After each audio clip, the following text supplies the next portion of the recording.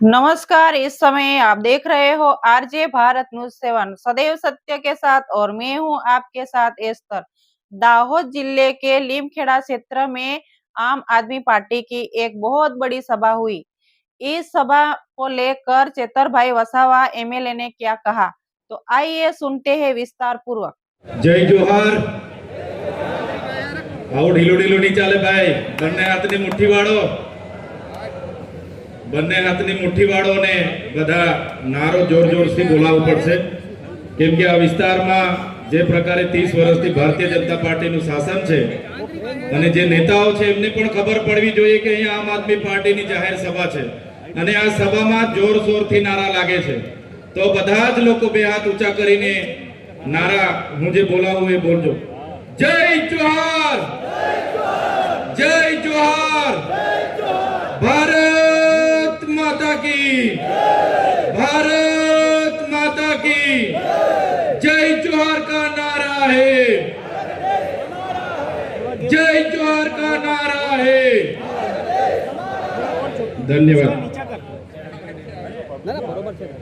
जे पण આગેવાનો बार उभा छे एमने मारे नम्र विनंती छे के अंदर आवीने पोतपोतानुं स्थान ग्रहण करी ले। टूंक समयमां आम आदमी पार्टीना राष्ट्रीय संयोजक, दिल्लीना मुख्यमंत्री श्री अरविंद केजरीवाल जी, पंजाबना मुख्यमंत्री सरदार भगवत मान जी पधारी रह्या छे अने मंचस्थ आपणी मध्य गुजरात प्रदेशना प्रभारी एवा गोपालराय जी, आपणा सौना मार्गदर्शक अने गुजरात प्रदेशना अध्यक्ष एवा ईसुदान गढ़वी जी, साथे आ विस्तारना आगेवान नरेश बारिया, साथे दाहोद जिल्लाना प्रमुख एवा राकेशभाई बारिया, सामाजिक आगेवान एवा राजूभाई वलवाई, देवेंद्रभाई मेड़ा, मंचस्थ उपस्थित तमाम मारा संघर्षना साथीओ, जिल्लाना प्रमुखश्रीओ, विधानसभाना प्रभारीश्रीओ, सौनु हूँ स्वागत करूं छुं अने साथे साथे मारी सामे जे मोटी संख्यामां आजुबाजुना विस्तारोमांथी तमे जे उपस्थित थया छो त्यारे साथीओ आ तमारी उपस्थिति दर्शावे छे के आवनारा दिवसोमां भारतीय जनता पार्टीनी हाथमांथी सत्ता जाय छे अने आम आदमी पार्टीनी तालुका जिल्लाओमां सत्ता आवे छे। आजे आ सभा ज्यारे थई रहेली छे त्यारे साथीओ तमे बधा जाणो छो के आदिवासी एटले कोण? आदिवासी एटले आदि अनादि काळथी आ धरती पर वसनारो समुदाय जेने आदिवासी कहेवामां आवे छे। पण आ भारतीय जनता पार्टीनी सरकार, आ आरएसएस थी काम करनारी सरकारे आदिवासीओने वनबंधु, वनवासी, गिरिजन, जनजाति करीने आदिवासीओनुं अस्तित्वने भूसवानुं काम कर्युं छे। आदिवासी तरीके अनेक वखते रजूआत करवामां आवे के अमे आदिवासी छे, अमने शुं काम तमे वनवासी बनावो छो, छता भारतीय जनता पार्टी अने आरएसएस ना लोको आपणने आदिवासी तरीके मीटावानुं काम करी रह्या छे। त्यारे आपणे बधाए आपणी अस्मिता माटे जागवानी जरूर छे। साथीओ तमे जोयुं हशे आपणे शरूआतमां सरकार सामे जय जोहारनो नारो बोलता था, जय जोहार। त्यारे एमना आरएसएस ना लोको कहेता था आपणने के आ जोहारिया कांथी आवी गया, आ जोहारवाळा कांथी आवी गया। अने आजे आरएसएस होय के भारतीय जनता पार्टीना नेताओ होय बधाने जोहार बोलता करी दीधा छे। ए आपणा आदिवासी समाजनी ताकात छे।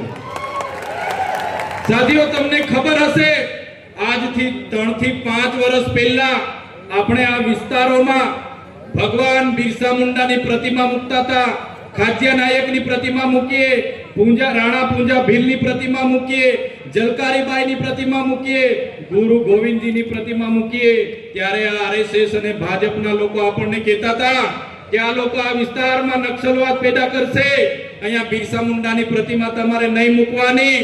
આજે તમારી જાગૃતિ એટલી આવી ગઈ છે કે આ ભારતીય जनता પાર્ટીના લોકોને આજે जनजातीय गौरव दिवस उजवવાની મજબૂરીમાં ફરજ પડી ગઈ છે। આ આપણી બધાની તાકાત છે। આજથી પહેલા કોઈ બિરસા મુંડાજીને યાદ નહોતા કરતા, તમારી જાગૃતિ આવી ગઈ, તમે ખલનાયક બિરસા મુંડા, जननायक બિરસા મુંડાની વાત મુકતા ગયા। આજે દેશના વડાપ્રધાનને પણ ડેડિયાપાડામાં આવીને બિરસા મુંડાજીની પ્રતિમાને ફૂલ અર્પણ કરવું પડે, એ પ્રતિમા મૂકવા વાળા ચૈતર વસાવાના અમારી ટીમ હતી સાથીઓ. ત્યારે આ આપણી જાગૃતિ છે. આપણા ધરતી પર આ વિસ્તારમાં આપણા જે આઝાદીના સંઘર્ષના સાથીઓ આઝાદીમાં શહીદ થયા, એ ચાહે કાજિયા નાયક હોય, ટાટિયા મામા હોય, ગુરુ ગોવિંદજી હોય, બિરસા મુંડાજી હોય કે આપણા રૂપસિંહ નાયક હોય, આપણા જોરિયા પરમેશ્વર હોય, આપણા આ વિસ્તારના નાયકોએ પણ 1857 ના જંગમાં ભાગ લીધો, શહીદી વોરી, અંગ્રેજોને મજબૂર કર્યા. આ દાહોદમાં રેજિમેન્ટ બનાવવું પડ્યું, ભીલ રેજિમેન્ટ બનાવવું પડ્યું. એટલી જોરશોરથી આપણા આદિવાસી પૂર્વજો આઝાદી માટે લડ્યા. આપણે જ્યારે દેશની વિકાસની વાત આવી, આપણે જ્યારે ગુજરાતની વિકાસની વાત આવી, એ દાહોદ હોય, છોટાઉદેપુર હોય, એ નર્મદાના આદિવાસીઓ આજે ગાંધીનગરમાં જે મોટી મોટી બિલ્ડિંગો દેખાય છે ને, ગાંધીનગરનું જે સચિવાલય બન્યું છે, એ સચિવાલયમાં પણ દાહોદના આદિવાસીઓનો પરસેવો છે. આજે અમદાવાદની હાઈકોર્ટ બની છે, આજે કલેક્ટર કચેરી બની હોય, એસપી કચેરી બની હોય કે આજે સેશન કોર્ટ હોય કે જેટલી પણ કોર્ટો બની હશે, આજે જેટલા પણ કોરિડોર બન્યા છે, જેટલા પણ રેલવે બન્યા છે, જેટલા પણ એરપોર્ટ બન્યા છે, જેટલા પણ ડામર રોડ બન્યા છે, એ તમામ વિકાસમાં જો કોઈનું યોગદાન હોય તો એ અમારા દાહોદના આદિવાસીઓનો એમાં પરસેવો છે, પરસેવો. દરેક બિલ્ડિંગના પાયામાં અમારા આદિવાસીઓનો પરસેવો છે. અને એના બદલામાં સરકારોએ આપણને શું આપ્યું? આઝાદીના 78 વર્ષ થઈ ગયા. પહેલા 50 વર્ષ કોંગ્રેસનું શાસન હતું, હમણાં 30 વર્ષથી ભારતીય જનતા પાર્ટીનું શાસન છે. આજે આપણે શિક્ષકો માટે આંદોલન કરવાનું કે સાહેબ અમને શિક્ષકો મૂકી આપો. આજે શાળાઓ માટે આપણે આંદોલનો કરવાના કે અમારી શાળા બનાવી આપો. આજે નોકરીઓ માટે શિક્ષિત બેરોજગારો આંદોલન કરે, આજે આપણા ખેડૂતો આંદોલન કરે. આજે જે લોકો અહીંથી ભાગ્યા ખેતી કરવા માટે સૌરાષ્ટ્રમાં ગયા છે, એમને વળતર નથી મળ્યું, એ ભાગ્યા લોકો આંદોલન કરે. આજે આપણા વિસ્તારમાં આપણા અધિકારો માટે આંદોલન થાય, નર્મદાનું પાણી અહીંયા મળે એના આંદોલન થાય, નળ સે જલનું પાણી પીવાનું મળે એના આંદોલન થાય. પણ સરકાર આંદોલનને નિરાકરણ લાવવાની જગ્યાએ પોલીસનો ઉપયોગ કરીને લાઠીચાર્જ કરે છે, આપણા નેતાઓને દબાવવા માટે ખોટા કેસ કરે છે. આ મંચ પરથી એ નેતાઓને પણ કહેવા માંગુ છું, એ ભાજપના નેતાઓ કાન ખોલીને સાંભળી લે. તમને જેટલું વેઠાય એટલું જ અમારા લોકોને હેરાન કરજો, કેમ કે અમે વ્યાજ સહિત એનો હિસાબ કરવાના છે. અમે વ્યાજ સમેત એનો હિસાબ કરીશું. જ્યારે ચૈતર વસાવા આદિવાસીઓને જાગૃત કરવાનું કામ કરે, અનુસૂચિ 5 લાગુ કરવાની માંગ કરે, પૈસા 1 લાગુ કરવાની માંગ કરે, આ વિસ્તારમાં 73 એના જે ગેરકાયદેસર દસ્તાવેજો થયા એને અમે ઉજાગર કર્યું, નલ સે જલનું કૌભાંડ અમે ઉજાગર કર્યું, અહીંના મંત્રીએ મનરેગામાં કૌભાંડ કર્યું અને આપણા લોકોની રોજગારી છીનવી એને અમે ઉજાગર કર્યું, અહીંયા નકલી સિંચાઈની કચેરીઓ ચાલતી હતી એને અમે ઉજાગર કરી, અહીંયા નકલી કોલેજો જીએનએમ એમની ચાલતી હતી એને અમે ઉજાગર કરી. એટલે આ હર્ષભાઈ સંઘવી અને ભૂપેન્દ્રભાઈ પટેલને ગમ્યું નહીં.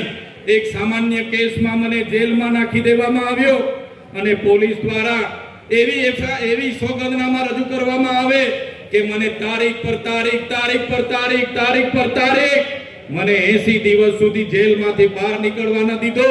વડોદરાની જેલમાં મને વેદના આપવામાં આવી, યાતના આપવામાં આવી અને કહેવામાં આવ્યું કે તમે આદિવાસીઓ માટે કેમ લડો છો, તમે ગરીબો માટે કેમ લડો છો, તમે ભારતીય જનતા પાર્ટીમાં આવી જાઓ, નહીં તો તમારું રાજકારણ ખતમ કરી દઈશું. ત્યારે પણ આ ચૈતર વસાવાએ પોલીસ અધિકારીઓને કીધું તો તમારી જેલોથી ડરવા વાળા ચૈતર વસાવા નથી, તમારી જેલો સામે લડવા વાળા લોકો છે, તમારી ભાજપ સામે લડવા વાળા લોકો છે. સાથીઓ તમે વિચાર કરો, એ ડેડિયાપાડાની જનતાએ, એ સાગબારાની જનતાએ, ચીકદાની જનતાએ એક ધારાસભ્ય તરીકે મને 1 લાખથી પણ વધારે મત આપ્યા. 43,000 ની મારી લીડ હતી. 1 પણ રૂપિયા વગર, 1 પણ દારૂની બાટલી વગર મને સ્વયંભૂ બધાએ ચૂંટી કાઢ્યો. અને આજે આ ભારતીય જનતા પાર્ટીના વડાપ્રધાન ડેડિયાપાડા આવે, મુખ્યમંત્રી ડેડિયાપાડા આવે, નાયબ મુખ્યમંત્રી ડેડિયાપાડા આવે, પ્રદેશ પ્રમુખ ડેડિયાપાડા આવે, આદિજાતિ મંત્રી ડેડિયાપાડા આવે. આજે પણ 2 મંત્રીઓ ડેડિયાપાડામાં છે અને એ મુદ્દાની વાત નથી કરતા અને ચૈતર વસાવાએ આમ કર્યું, ચૈતર વસાવાએ તેમ કર્યું. પણ આજે ભાજપ સરકારને હું કહેવા માંગુ છું, ચૈતર વસાવા 3 વર્ષના ધારાસભ્ય છે, તમારી 30 વર્ષની સરકાર છે. ડેડિયાપાડાની જનતાને તમે હિસાબ આપો કે તમારી સરકારે ડેડિયાપાડામાં શું કર્યું છે, પછી ચૈતર વસાવા 3 વર્ષનો હિસાબ આપશે. સાથીઓ, વિચાર કરો, જે વિસ્તારનો હું ચૂંટાયેલો ધારાસભ્ય છું, સાથીઓ તમે વિચાર કરો, આ ભારતીય જનતા પાર્ટીને એવો તો કેવો ડર છે કે ચૈતર વસાવા આદિવાસીઓને જાગૃત કરે, આદિવાસીઓને એક કરે, આદિવાસીઓ શિક્ષણ માંગે, રોજગાર માંગે, પાણી માંગે. એટલે આ ભારતીય જનતા પાર્ટીને ગમતું નથી અને આ ભારતીય જનતા પાર્ટીએ પોલીસનો ઉપયોગ કરીને ખોટા સોગંદનામા કોર્ટમાં રજૂ કર્યા અને કહેવામાં આવ્યું કે આ ચૈતર વસાવાને આદિવાસી વિસ્તારના 14 જિલ્લામાંથી તડીપાર કરો, એમને પ્રતિબંધ કરો. અને નામદાર હાઈકોર્ટે મારા વિસ્તારમાંથી મને પ્રતિબંધ કર્યો છે. છેલ્લા 8 મહિનાથી મેં મારા ઘર, મારું ગામ, મારો તાલુકો કે મારી ઓફિસમાં હું જઈ નથી શકતો. હું મારા વિસ્તારમાં પગ પણ મૂકું તો મારી શરત રદ થાય, મારે ફરી જેલમાં જવું પડે. અને ભાજપના લોકો કહે છે, જોયું ને અમારી તાકાત, અમે ચૈતર વસાવાને ડેડિયાપાડામાંથી બહાર કરી દીધા અને ચૈતર વસાવાને આવનારા દિવસોમાં નર્મદા સહિત આદિવાસી વિસ્તારોમાં પણ બહાર કરી દઈશું. ત્યારે ભાજપના લોકોને આ મંચ પરથી કહેવા માંગુ છું, તમે ચૈતર વસાવાના ગામમાંથી બહાર કરશો, ચૈતર વસાવાને ડેડિયાપાડાથી બહાર કરશો, ચૈતર વસાવાને નર્મદાથી બહાર કરશો, પણ આ ચૈતર વસાવા અમારા લોકોના દિલોમાં રહે છે, ત્યાંથી તમે ક્યારે બહાર નથી કરી શકવાના. ત્યારે દિલ્હીમાં જ્યારે પરિણામ આવ્યું અને જ્યારે માન્ય કેજરીવાલજીની સરકાર, ત્યાં એમની નીતિઓના કારણે હારનો સામનો કરવો પડ્યો અને ભાજપની સરકાર બની, ત્યારે આ ભાજપના નેતાઓ ગુજરાતમાં કહેતા હતા આમ આદમી પાર્ટી પૂરી થઈ ગઈ, કેજરીવાલજી હારી ગયા, દિલ્હીમાં સરકાર ગઈ. ત્યારે નેતાનો ભી કહેવા માંગુ છું, तुमको कहाँ लगता था नहीं लौटेंगे, गलत. जब तक तोड़ेंगे नहीं तब तक छोड़ेंगे नहीं. जैसा कि इस पूरी खबर को हमने विस्तार पूर्वक देखा, एक बार फिर चेतरभाई वसावा ने सीधा सीधा प्रहार बीजेपी पर किया. चेतरभाई वसावा ने अपने पिछले अनुभवों को बताया, साथ ही साथ उन्होंने अपना फेमस डायलॉग भी बोला, तुमको क्या लगता था नहीं लौटेंगे, गलत. जब तक तोड़ेंगे नहीं तब तक छोड़ेंगे नहीं. चेतरभाई वसावा के इस भाषण को सुनकर आप क्या कहना चाहते हो, जरूर हमें कमेंट्स बॉक्स में लिखें. और यदि चैनल पे नए हो तो चैनल को सब्सक्राइब करना ना भूले. बने रहिए आरजे भारत न्यूज 7 के साथ. जल्द मिलती हूँ ऐसी कोई खास खबर के साथ. नमस्कार.